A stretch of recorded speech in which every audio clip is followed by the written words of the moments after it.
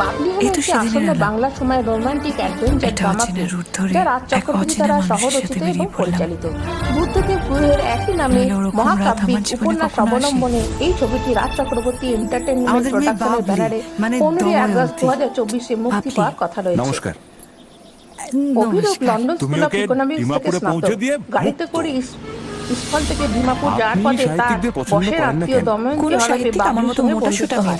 বাবলি মনে করেন লেখকরা তার মতো মানুষ নিয়ে গল্প তৈরি করেন না। অতিরিক্ত ওজনের জন্য তার সামান্য জটিলতা আছে।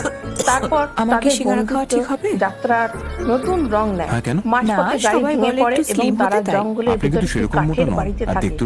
তারা এয়ার হোস্টেস বন্ধু ঝুমা অভিরূপের প্রতি আকৃষ্ট হয়েছে জেনে বাবলি বদলে যায়।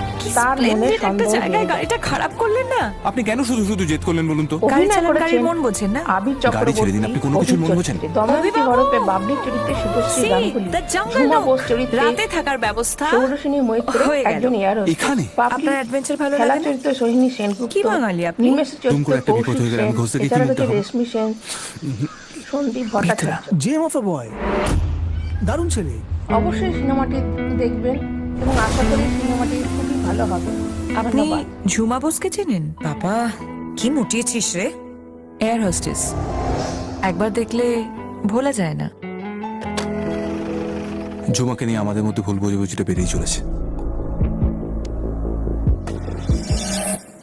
একবার ইনফলের ফ্লাইট পেলে না সোজা গিয়ে ঝাঁপিয়ে পড়বো। ঝুমা এলে কোথায় রাখতে? তোমাকে এতবার বলার পর, এতবার বোঝানোর পর তুমি তো অবসেসড হয়ে যাচ্ছ ঝুমার বিষয়টা নিয়ে। কেউ আমার সাথে কখনো এত চিৎকার করে কথা বলেনি।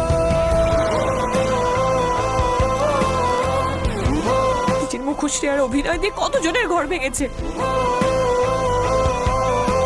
এবার সে আমার সর্বনাশ করতে।